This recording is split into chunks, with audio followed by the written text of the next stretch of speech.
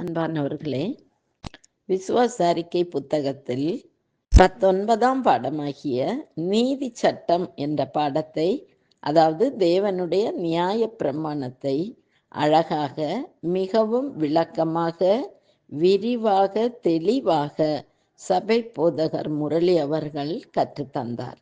இந்த நியாய பிரமாணத்தை பற்றி பலருக்கும் பல விதங்களில் சந்தேகங்கள் இருக்கலாம். சில போதகர்கள் கூட இயேசு கிறிஸ்துவை ஏற்றுக்கொண்டு ரட்சிக்கப்பட்ட பின்பு நியாய பிரமாணம் அவசியமில்லை என்று போதிப்பதுண்டு. அது முற்றிலும் தவறு. எனக்குள்ளும் சில சந்தேகங்கள் இருந்தது.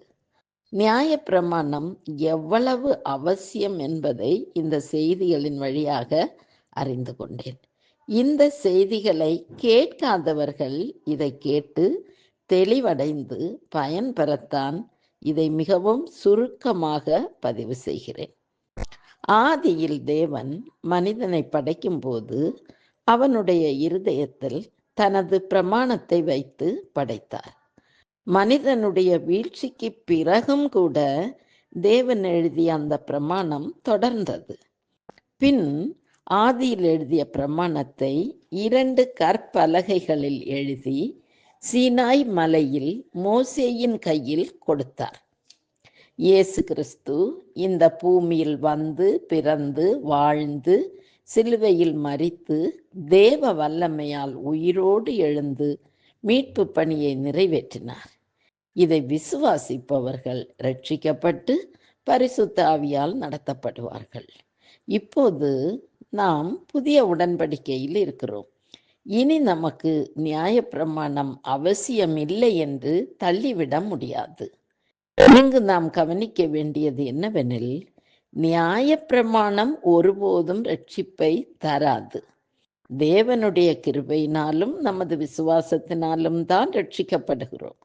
ஆனால் ரட்சிக்கப்பட்ட பின் நியாய பிரமாணத்தை கடைபிடிக்காமல் தேவ உறவில் வாழவே முடியாது. ஏனென்று கேட்கிறீர்களா?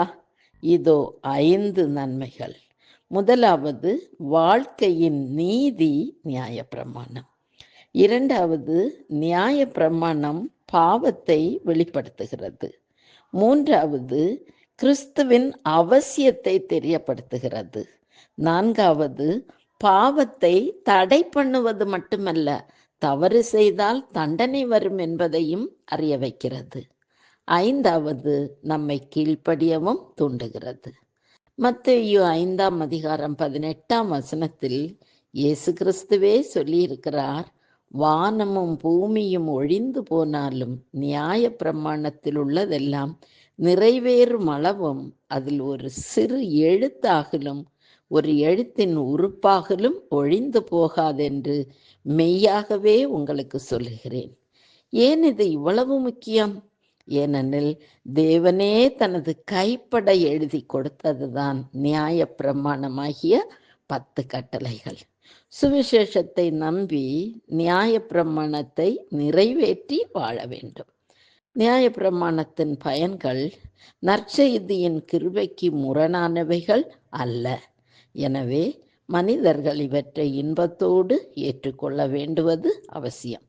இதை பற்றி இன்னும் விளக்கமாக தெரிந்து கொள்ள விரும்பினால் பாஸ்டர் நிகழ்த்திய செய்திகள் எல்லாமே யூடியூபில் உள்ளன.